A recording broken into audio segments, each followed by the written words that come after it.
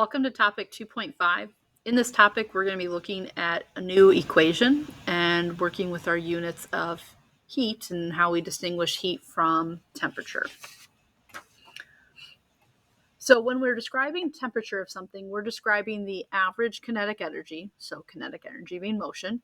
So when we describe the temperature of something and it's at 100 degrees Celsius, what we're saying is the particles are moving with this average amount of energy to then give us a reading of 100 degrees. Okay.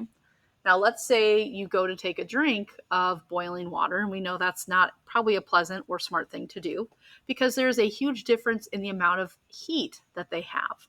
You're going to scald your tongue because there's going to be a tremendous transfer of heat from your water or tea that you're drinking to your mouth because there's a huge heat difference. And so what we're going to look at today is how to calculate what's called specific heat. What specific heat looks at is how much energy, specifically we measure energy in joules, because again, temperature is in Celsius, that takes how much energy it takes to raise 1 gram of a substance 1 degree Celsius. Okay. So if you have a large or high specific heat, that means it takes a lot of energy in order for a temperature to change. Water, for example, has a specific heat of 4.184. So that means it takes a lot of heat, specifically 4.184 joules of heat, to get 1 gram of water to go up 1 degree Celsius. As where something like aluminum or many metals have something that's less than 1, so 0.19 or 0.55, or a couple of specific heats of a few metals. And so it doesn't take as much energy in order to cause the temperature to change. Okay. A real life scenario of where you've seen that before is when you've been at the beach. When you take your sandals off and you step on the sand, you start cooking the bottom of your feet. And that's because sand has a much lower heat capacity or specific heat than the water. So what's happening is they're getting the same amount of energy, the water and the sand, but the water definitely does not feel as hot as the sand feels to you. What you're feeling is a difference in temperature because it takes less heat to cause the temperature to rise. So because this is getting the same amount of energy, both bodies, that we see a bigger temperature change as where that same amount of energy that's getting put into the water causes only a smaller temperature change. And so it's because when we see this big temperature change, it takes less energy. Therefore, this has to have a low specific heat. It has very low resistance to the heat changing its temperature, as where the water has a much larger heat capacity, that it takes a lot of energy to cause that temperature change, which is why we don't see the temperature skyrocket like it does with the sand. Okay. So we have a formula working with the equation called Q is equal to mc delta T. I refer to this as the MCAT equation because our variables kind of spell out MCAT. What does everything stand for? Q is a new variable to us. Anytime we see the unit for Q, or variable for Q, I should say, this is studying heat. And specifically, heat is in the unit, the joule. M is mass. We want mass to be in grams. C is specific heat.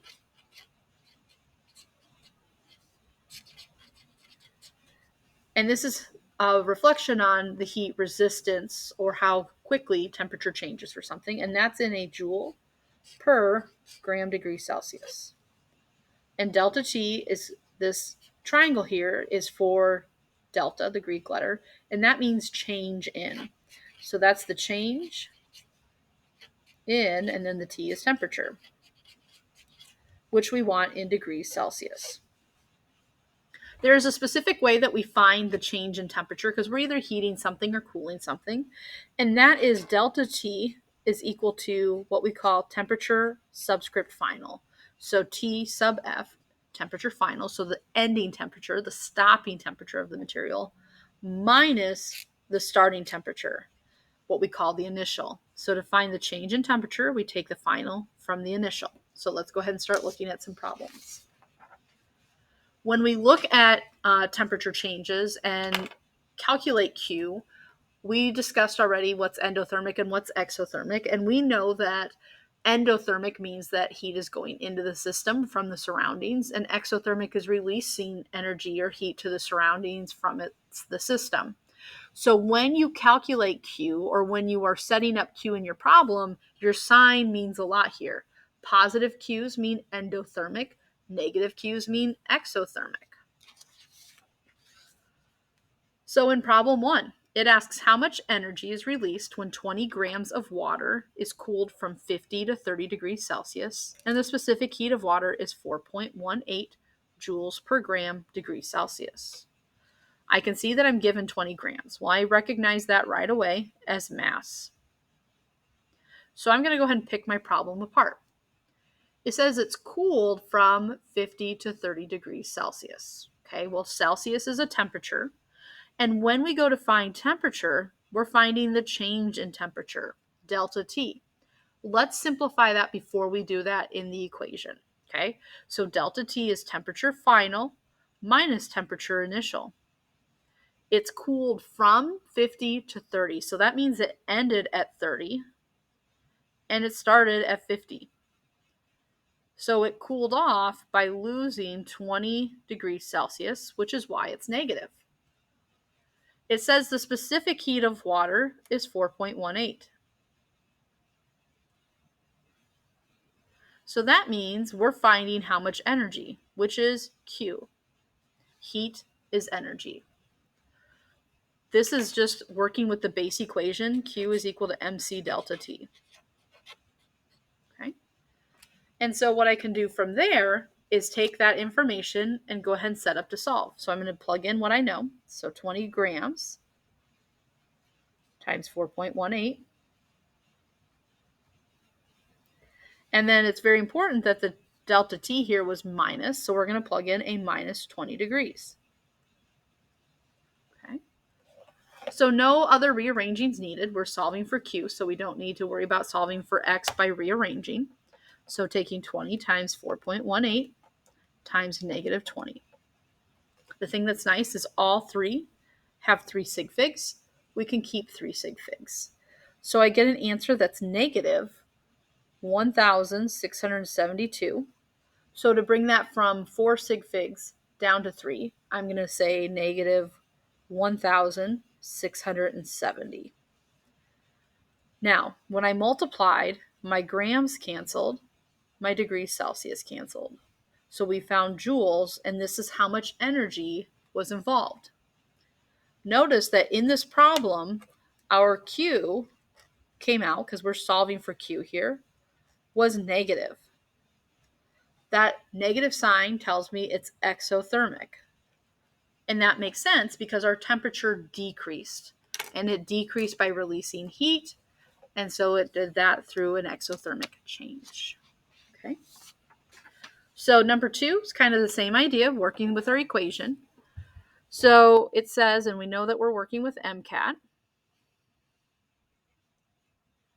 a 50-gram block of copper, well, that's mass because of the unit, was heated with 1,046 joules of energy.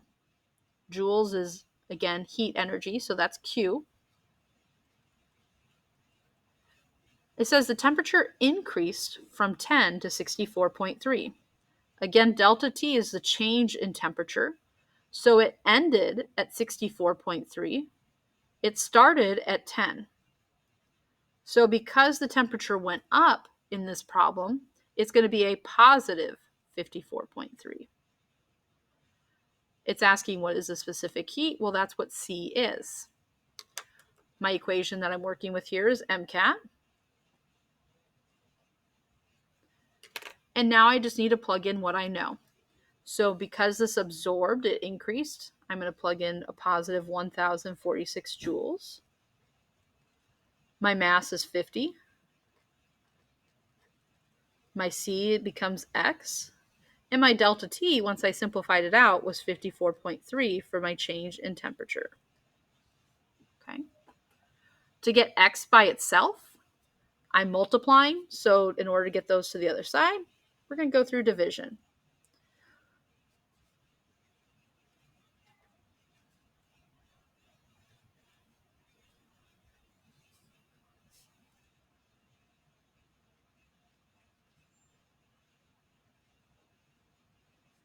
So X, which is really representing specific heat here, is equal to the energy divided by the mass times the change in temperature. Notice that none of my units are canceling, which is we're solving for specific heat, so that's going to happen. So you can type this into your calculator all at once, but you need to use parentheses. So the denominator is going in parentheses. I have 4, 3, and 3 for sig figs. I can keep 3. So we get 0.385.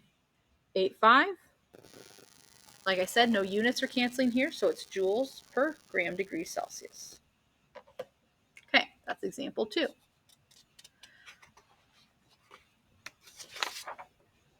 Example 3, how many grams of water can be heated from 20 to 75 using 1,000 or 12,500 joules, if I could read here.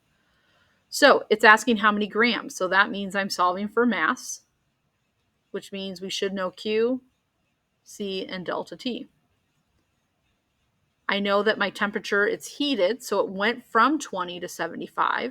So 75 degrees Celsius minus 20 is going to be 55 degrees Celsius. I know that my, let's see here, my Q is going to be 12,500 joules. And I'm hoping I fixed it on your notes, but water should have a specific heat. It's a constant. It's 4.184. That would have had to have been provided to you. And again, I hope I had fixed that on the notes at the time of making this video. So we have Q is equal to MC delta T. And I can plug in what I know.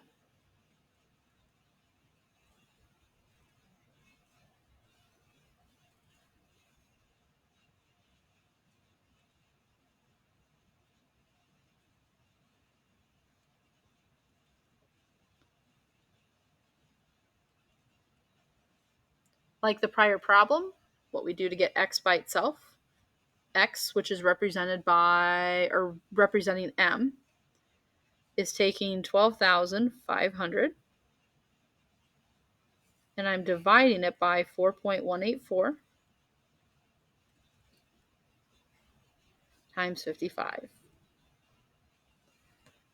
Okay. Joules is canceling. Celsius is canceling. What's left is grams. We're finding mass, so that makes sense. Again, I can work smarter, not harder, by typing this all in at once. But using parentheses around my denominator. I get that mass, I've got, let's see, it looks like 6 sig figs, 4, and 2.